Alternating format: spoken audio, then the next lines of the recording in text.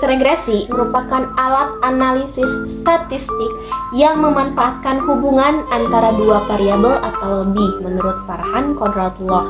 Lalu, pengertian peramalan menurut Zay Heiser dan Barry Render adalah seni dan ilmu untuk memprediksikan kejadian di masa depan dengan melibatkan pengambilan data historis dan memproyeksikannya ke masa mendatang dengan model pendekatan sistematis.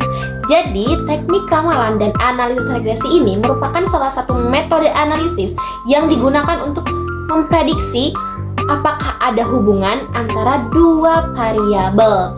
Misalkan dalam dunia perbankan, teknik ramalan ini digunakan untuk memprediksi jumlah pinjaman di masa depan dengan menggunakan data historis yang telah digunakan pada tahun sebelumnya atau bulan-bulan sebelumnya. Sedangkan analisis regresi dalam konteks perbankan dapat digunakan untuk mengevaluasi pada variabel bebas seperti bunga, pendapatan, dan ukuran kredit dengan variabel tergantung, yaitu jumlah pinjaman yang akan dikeluarkan oleh pihak bank untuk nasabahnya.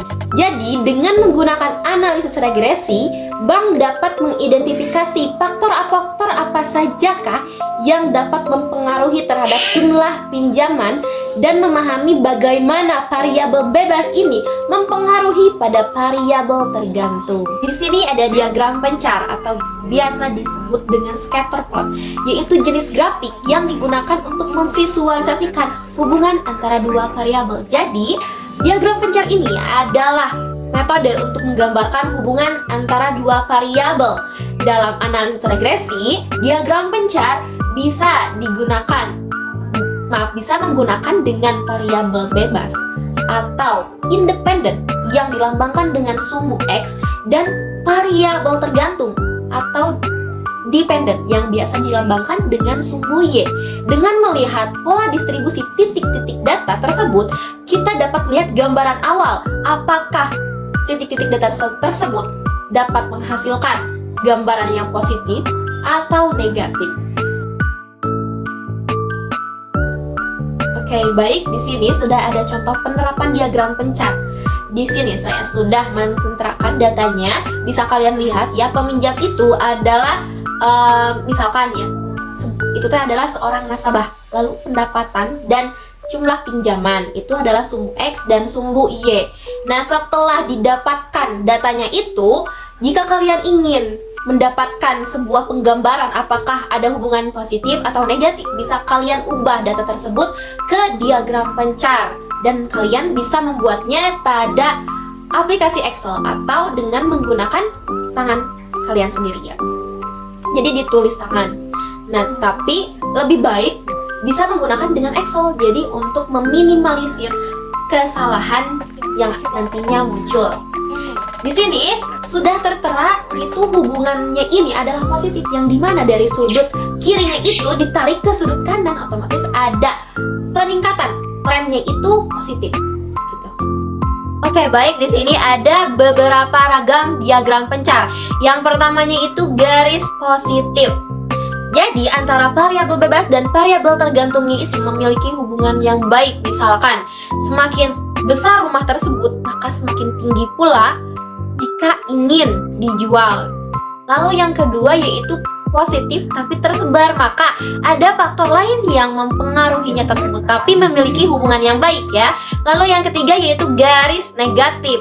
Ya, otomatis itu akan cenderung menurun. Jadi variabel bebasnya itu meningkat tapi variabel tergantungnya itu cenderung menurun. Misalkan terhadap penjualan jaket pada musim panas.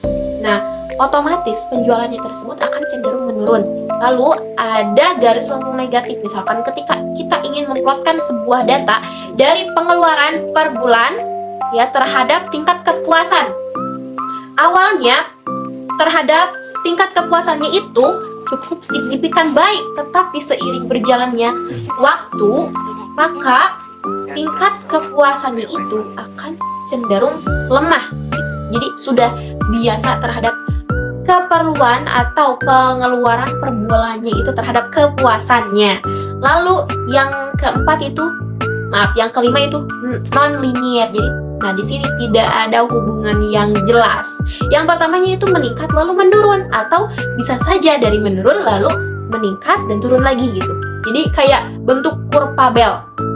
Lalu ada garis lengkung positif. Nah, terjadi ketika peningkatan nilai variabel bebas meningkat menyebabkan peningkatan yang semakin cepat dalam nilai variabel tergantung. Jadi semakin banyak iklan yang dikeluarkan, maka terjadilah peningkatan penjualan produknya itu akan semakin cepat. Lalu yang terakhir itu tidak adanya hubungan, ya. Sudah menjelaskan di sini pula pada scatter plotnya itu titik-titik polanya itu tersebar acak. Jadi otomatis pada variabel bebas maupun tergantung itu tidak memiliki hubungan. Oke, pembahasan selanjutnya yaitu persamaan regresi linier sederhana, yaitu persamaan yang digunakan untuk mendapatkan data garis dari diagram pencar yang bisa dijelaskan, atau si persamaan regresi linier ini biasa disebut dengan, dalam rumusnya itu Y aksen sama dengan A tambah BX. Oke, baik, di sini saya sudah menterterakan ya sebuah contoh dari persamaan analisis regresi sederhana, yaitu analisis industri perbankan dilakukan dengan mengamati hubungan antara pertumbuhan ekonomi dan pertumbuhan kredit perbankan. Data pertumbuhan ekonomi dan pertumbuhan kredit perbankan selama 5 tahun terakhir telah dikumpulkan dan digunakan untuk membangun persamaan regresi linier. Dengan menggunakan persamaan regresi tersebut, estimasi pertumbuhan kredit perbankan dapat dilakukan berdasarkan tingkat pertumbuhan ekonomi di masa depan. Jadi di sini saya akan memberikan atau menjelaskan bagaimana menganalisis regresi ini dari contoh soal tersebut dengan menggunakan aplikasi Excel ya. Yang pertama itu saya sudah memasukkan sebuah datanya itu pada kolom tabel, lalu nanti saya akan menjelaskannya itu pada analisis regresi yang dilakukan dalam aplikasi Excel. Pertama, kalian buka aplikasi Excel, lalu pada menu ini kalian pilih blank workbook. Di sini saya sudah mencantumkan datanya. Lalu di sini saya akan menjumlahkan dulu pada setiap data. Saya cantumkan dulu rumusnya, yaitu Y aksen sama dengan A tambah BX. Oke, setelah dicantumkan semuanya, kita pilih pada menu data, lalu di sini ada yang namanya data analisis. Nah, kita klik.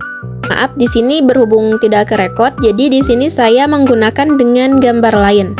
Sebelum ke menu ini nanti ada pilihan ya. Nah, pilih aja nama regression. Diklik regression, nanti akan muncul menu-menu ini. Di sini ada input Y rank. Nah, kita blok saja dari tabel Y. Terus ada input X rank, sama kita blok saja dari tabel X rank. Lalu dilanjutkan ya, kita klik labels, lalu pada output option, jika ingin pindah sheet maka klik new worksheet. Lalu pada residual kita klik residual ya. Lalu setelah itu klik OK. Tuh kan, lihat, kalian bisa lihat sendiri ya, tidak kerekod tampilannya, gak muncul gitu. Nah, lalu setelah diklik OK, lalu akan muncul data-data analisis regresinya. Bisa kalian lihat sendiri ya, di sini komplit. Ada summary output, ANOVA, residual output, dan ada scatter plotnya atau diagram pencarnya.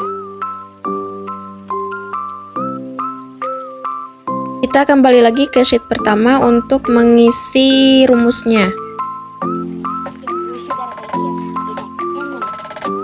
Di sini Y aksen sama dengan A. Nah, A ini adalah dari tabel koefisien pada intercept. Saya akan tandai dulu ya yang mau dimasukkan ke dalam rumusnya.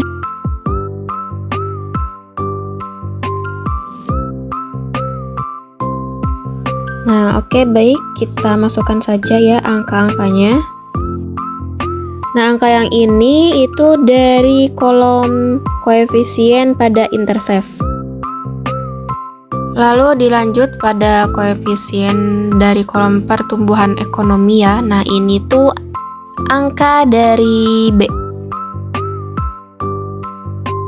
Jangan lupa X-nya ya ditaruh di belakang. Oke, baik. Jadi seperti itu cara menganalisis regresi sederhana dengan menggunakan aplikasi Excel. Lalu selanjutnya itu persamaan regresi linear sederhana dalam peramalan. Di sini saya sudah menterterakan contoh soal lain, yaitu misalkan X adalah persentase kenaikan biaya, Y adalah persentase kenaikan hasil penjualan. Kemudian berdasarkan data yang telah tersedia dibuat persamaan regresi linear sederhana. Jadi di sini seakan-akan persamaan regresi linearnya itu sudah dilakukan. Nah, jadi hasil dari persamaan regresi linear sederhananya itu yaitu Y aksen sama dengan 1,25 tambah 1,04 X. Nah, misalkan PT ATD memproduksi penjualan minuman sedang mempertimbangkan terkait kenaikan biaya periklanan dan kenaikan hasil penjualan. Untuk menetapkan besarnya ramalan persentase kenaikan penjualan apabila biaya iklan dinaikkan menjadi 15%. Nah, di sini ramalannya itu dilambangkan dengan Y aksen sama dengan A tambah BX. Nah, kan kalau tadi dalam persamaan regresi linear sederhana itu X-nya itu tidak dicantumkan nilai. Nah, berbeda dengan peramalan. Peramalan ini X-nya itu dicantumkan. Di sini dalam contoh soalnya ini, kasusnya ini ya, X-nya itu dimasukkannya dari data 15%. Jadi Y aksen sama dengan 1,25 tambah 1,04 dikali X, X-nya itu ada 15. Jadi jumlahnya itu dari peramalan didapatkan hasil 16,85.